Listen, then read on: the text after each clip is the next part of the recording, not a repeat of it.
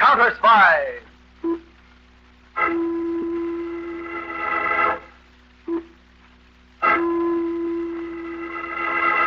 Washington calling David Harding, Counterspy.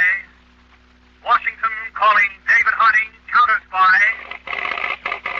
Harding, Counterspy. Calling Washington.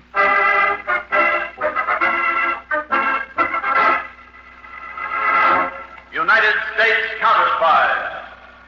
Especially appointed to investigate and combat the enemies of our country, both at home and abroad.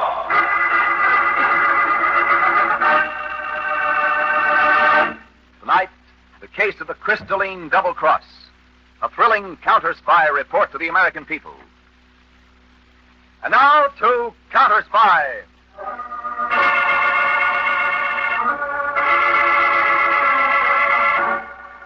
2 weeks ago, in the vault of the New York jewel dealers, Lamar and Moffett, the Crystalline diamond, an official gift to the United States from the Rajah of Subgun, sparkled under the harsh light of a hanging lamp. A tall man of 45 with iron gray hair and horn-rimmed glasses, Arthur Lamar, bent over the jewel, lost in wonder. Suddenly, behind him, out of the darkness, came another figure, swift, silent, with upraised arm. A pause, and then...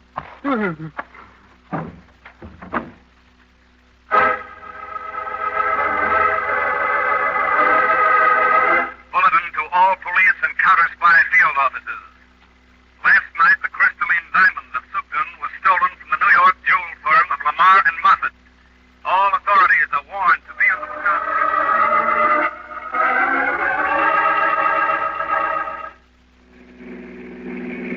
Anne, darling, you frightened? Of course I am, Victor. You and I are running away. I feel as if the whole country were after us. I hope you'll never be sorry that you've come with me. Never. This is the big adventure of my life, Victor. Just you keep thinking that way, Anne. Only even big adventures have to be planned. I've put myself in your hands. Where we're driving to, for instance. Well, where? You know, for several years I've taken vacations. But did you notice that I've never told anyone where I'd been? That's right, you didn't. I went regularly to the little California town of Oceanside. And I lived there and became known as John Robertson, an Eastern businessman. Now you will appear there as the new Mrs. Robertson. How easy you make it sound. Far from it. But I always knew that someday I'd need John Robertson. The day that I couldn't stand another minute of my dear partner, Arthur Lamar. And this time John Robertson and wife will stay in Oceanside quietly for a year, maybe 2. Not too quietly, Victor. I've had years of that. Oh, I think I can promise you it won't be too quiet. Not when Arthur finds out about, What? me. When he finds out what his partner has really done to him. I'd love to see his face.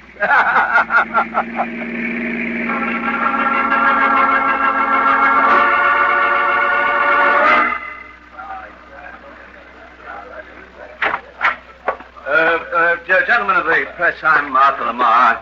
Very sorry to have kept you waiting, but I was delayed by further police and insurance company investigation and by a little more medical attention for the blow on the head that I received last night. I think you all know the main facts. The Crystalline diamond, the most perfect jewel in the world, was stolen last night from the vault of Lamar and Moffett by my partner, Victor Moffett. But now I have a special announcement. I am personally offering a reward for the capture of Victor Moffett. $50,000 alive, $100,000 dead.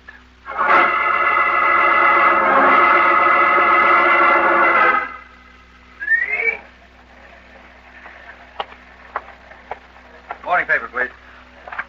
There you go. Hey, taxi. Counterspy headquarters, please.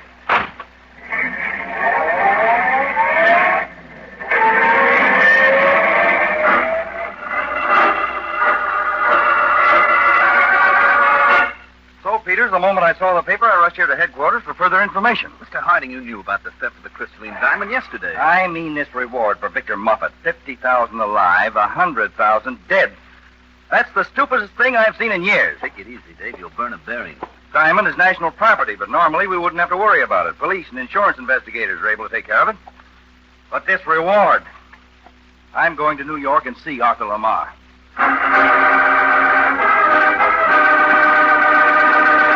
And with all due respect, Mr. Lamar, I'm afraid you were very upset when you announced this reward. I was, Mr. Harding.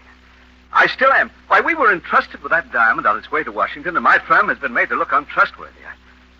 But, Mr. Harding, why are you so upset about this yourself? Mr. Lamar, it's the nature of the reward you're offering for Moffat. 50,000 alive, well and good. But to offer twice as much for him dead, that's an invitation to murder. Murder? By elements in the underworld, unscrupulous individuals who see a chance to collect a great deal of money for committing a crime. Oh, good heavens, I never thought of it that way. Besides, you put Moffat on notice, he may be shot to death without a chance, without a trial. Chance, a trial? He's as guilty as he can be. Mr. Lamar, a man like Moffat doesn't usually carry weapons. He's not a killer, a professional gunman. That means he could easily be taken alive.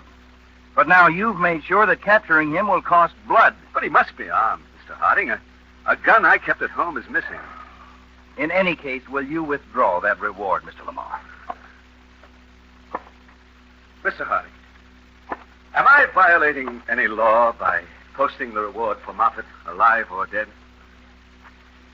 Frankly, no. Then I will not withdraw it. May I ask you, frankly, Mr. Lamar, what purely personal motive leads you to want to see Moffat dead? I've said nothing to the press about this, Mr. Harding. But Victor Moffat fled in the company of a woman. My wife.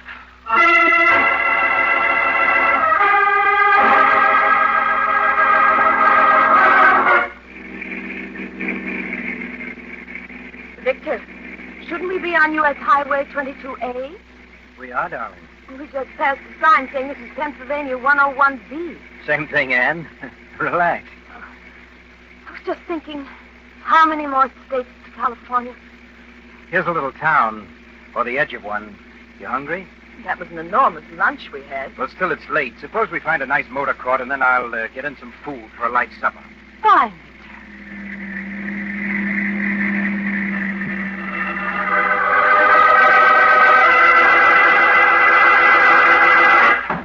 It was a waste of time, Peters. Total waste of time. Dave, you're still so angry you don't even notice that I'm here in the New York field office when you left me in Washington. What? That's right. What are you doing here? Well, I had a hunch you might not get far with Lamar, Dave. And the harm's already been done. News of the reward's been sent all over the country by now. So I thought maybe I could be of some help. Well, the real twister is that Moffat also ran off with Lamar's wife. Well, we'll put out a general search bulletin on Victor Moffat and Mrs. Lamar. We've got to find them before some gunman does.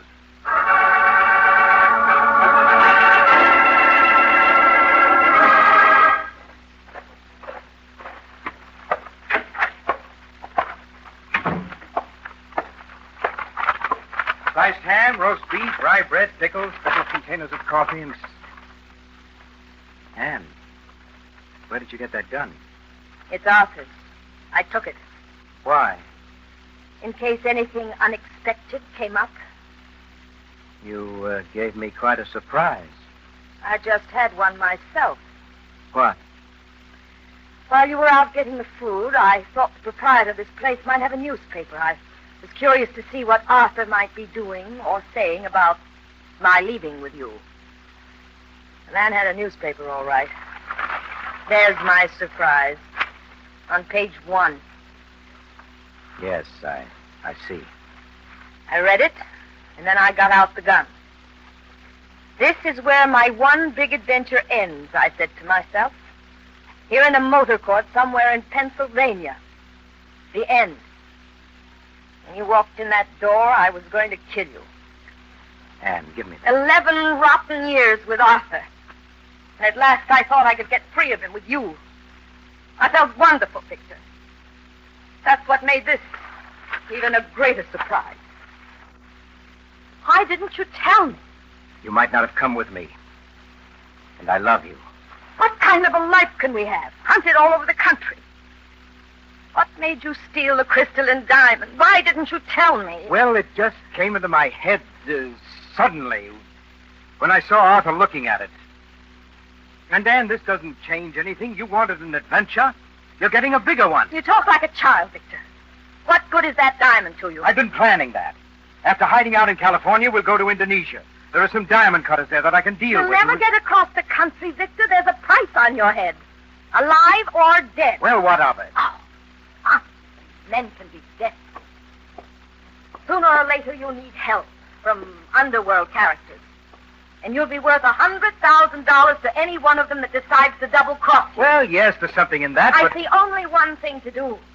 Give up this crazy California scheme. Give it up? We've got to get away from the influence of this reward office. Away from the American police and American criminals. We've got to leave the country. Now, Ann, for the love of We heaven... don't dare cross the whole country now. We'll have to go back. Stay to Philadelphia. Find a ship. Get on her somehow. Quickly. Ann. Darling, I told you this is the big adventure of my life. It's not what I expected, but we'll go through with it. And I want you alive. Don't you understand?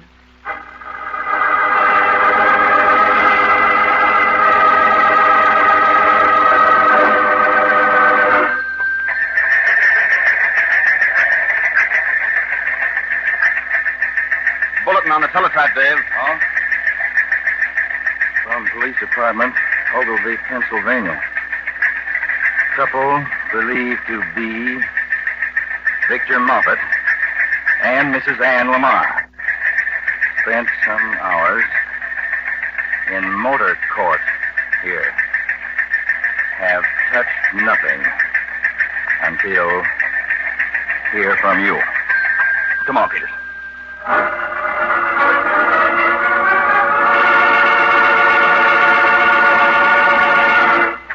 They registered under the name of Mr. and Mrs. Roberts out of Oceanside, California, Dave. Well, Peters, we can ignore that. I found a few fingerprints, and they matched the card we made up on Moffett in New York. Was that any help? They disappeared from here. Nobody knows which direction they left in. We may have a clue in this Philadelphia newspaper. Oh? Here. See this page? Shipping news. And the paper's well folded and flattened, as if this particular part of this page had been studied over and over. Mm-hmm. Shipping news and ship sailings from eastern ports. And that suggests that Moffett and the woman who first planned a western getaway have changed their minds and are doubling back to the East Coast for a ship to get out of the country. We don't know from which port. Now, let's get to a phone. We'll have to get out a general alarm to all eastern seaports and airfields, just in case. You know, there's another difficulty, Dave. Some ship may take them aboard before an alarm ever reaches it. Oh, wait a second. Peters, you suppose we could split that couple? Turn them against each other, you mean?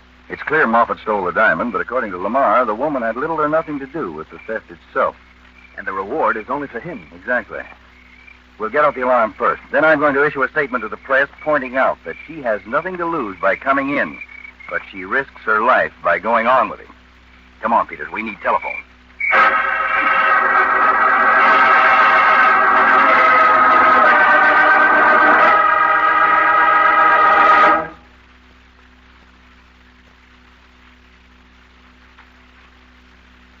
In a moment, back to Counterspy. Now, back to Counterspy.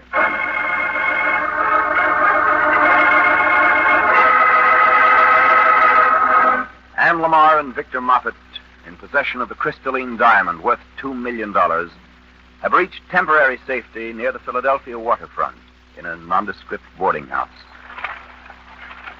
And Mr. David Harding, chief of the Counterspies, speaking to a press conference, said he believed that Mrs. Lamar was not implicated in the theft of the diamond. And he added, with a price on Victor Moffett's head, she might soon realize that her life was in constant danger. She had nothing to lose and everything to gain, Mr. Harding said, by leaving Moffett and clearing herself with the authorities. Well, Ann, there's your chance. Chance? To end your adventure, free and clear. The invitation is published in every newspaper in the country. I hope you feel honored. You don't have to get sarcastic, Victor. You can see what they're up to. Of course, they hope you'll telephone the nearest police station and say that Victor Moffett is at number 14 West Race Street. You know, in posting that reward, Arthur was much more clever than I ever thought he could be. Arthur was clever? The reward is not for the diamond, but for you. That means we can't even return the diamond somehow and escape. But we're going to escape with the diamond. Victor, I'm willing to give up. What? We can never escape together. Never. Now, darling, now, wait a minute. Your nerve's going. You're just tired. No. It's been getting clearer and clearer in my mind. Leaving New York with you, that was my escape from a dreary, horrible life with Arthur. And then the diamond, and the price on your head as if you were a Western bad man of the old days. And now, my invitation to betray you. But if you give up, that's what you'll be doing. Oh, no. I'm going to do something much more to the point. Somehow Arthur spoils everything for me, and I'm going to make him pay for that. I am going to see him and kill him. And for heaven's sake, you're losing your good common sense. I'm sorry, Victor. It's all over. Goodbye. Anne!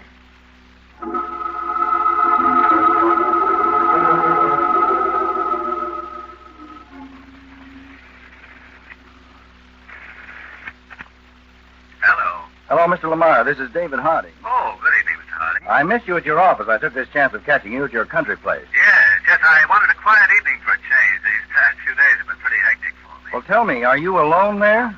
Why, yes, except for a caretaker and his wife who live about a quarter mile away. Why? Well, just keeping in touch, that's all. Did I give you the emergency number of our New York field office? It's quadrant 10,000. Oh, quadrant 10,000. Right, I made a note of it, Mr. Harding. Fine. Good night. Now, Peter, call the squad room. Send 2 men in a patrol car out to Lamar's place. Tell them not to disturb him. Just get near the house and keep their eyes open. Don't you trust Lamar, Dave? He's a strange man, Peter. He hates Moffat more on account of his wife than on account of the diamond. And if Mrs. Lamar responds to our invitation, his desire for revenge might get in our way. Get out of the squad room, Peter. I want those men out there fast.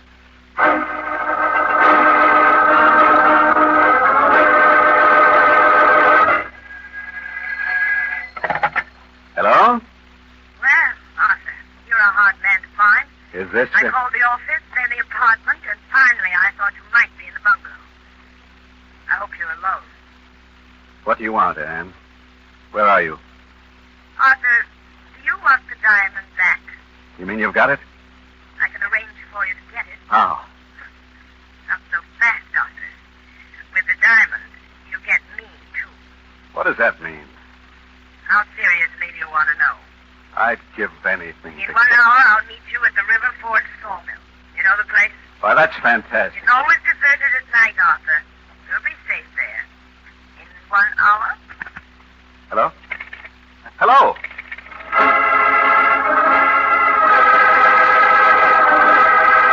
Dave, a radio report from Phillips and Margolies. Lamar has left his house. They're tailing him. We're going out there, too, Peter.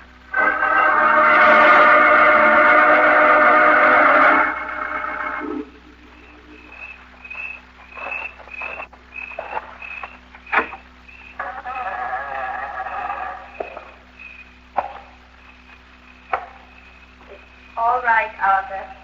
Come in. That we have some light in this place, Anne? This little bit of moonlight through the skylight's enough. And you hate me. Why do you want to look at me? Why did you want me to meet you here?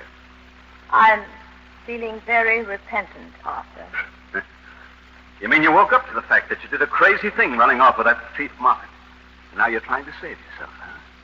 You never let me get away with anything, do you, Arthur? I want that diamond. And I'm willing to take you back again as my wife. What more do you want? Where is the diamond, Anne? We'll have to wait. What for? You know, Arthur, I didn't know you hated me so much. I wonder if you know how much. I think so. You didn't care if you caused the murder, Victor Moffat. Murder? You mean you've killed him? Don't sound so hopeful, Arthur. No, I haven't killed him. But he's sure to die sooner or later, isn't he? What's it? Victor. Anne, I followed you. I've got to Oh, so I walked right into a trap. It's not a trap, Arthur. I followed Anne here, and then I waited. And then when I saw you come in, I decided I'd better come in, too. Victor, will you give up that diamond? Certainly not. Anne has already promised it to me. What? Victor, why did you have to come? I told you I wanted to see Arthur. I can't let you kill him. Give me that gun. No, he's ruined everything. I will kill him. Give me that gun! Now, Arthur, I came here only to stop her, and I suggest you go. Victor, you fool! Now you'll never get away. Give me the diamond, Victor, and surrender. It's your only chance. Don't listen to him, Victor. Now that you're here, you've got to kill him. You haven't got the nerve to shoot.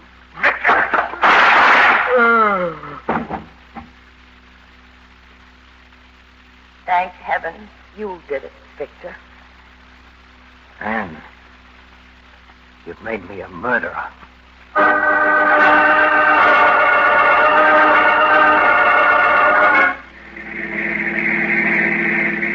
Dave, I'm getting a report from Phillips and Margolies on the earphones. What is it? This is it. They've located Lamar's car near a sawmill a mile north of Lamar's house, and they've got Victor Moffat cornered inside. They're waiting for orders. Let's get there, Peters.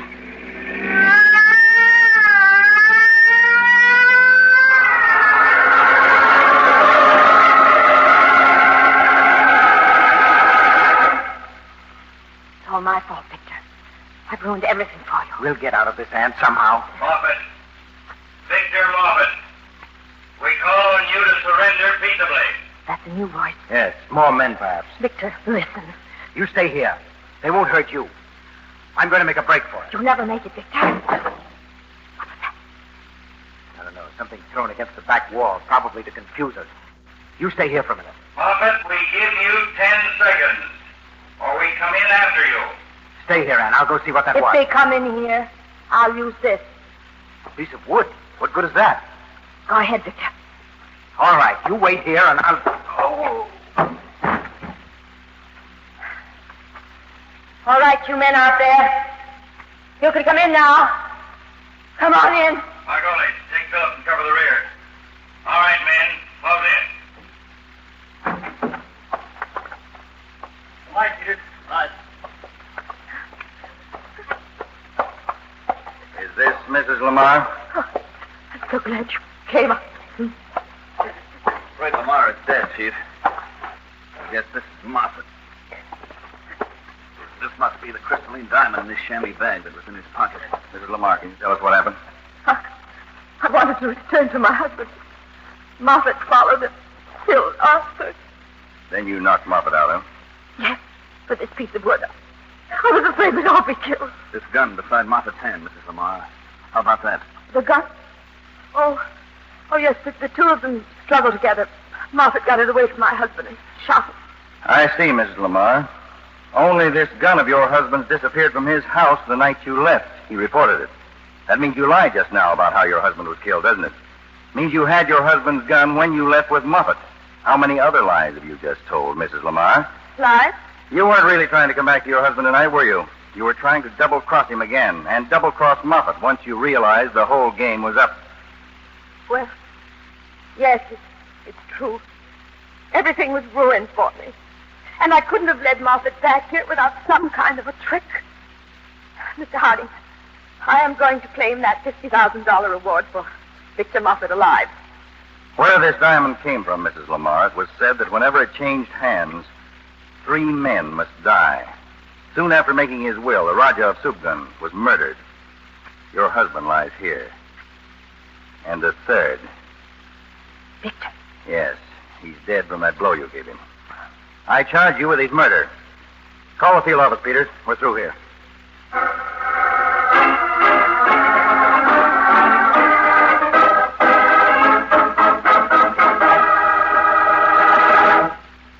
Well, that takes care of the crystalline diamond.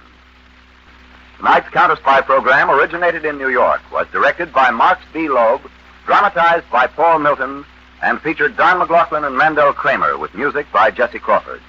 This is Jay Jackson speaking. Counterspy is a Phillips H. Lord production.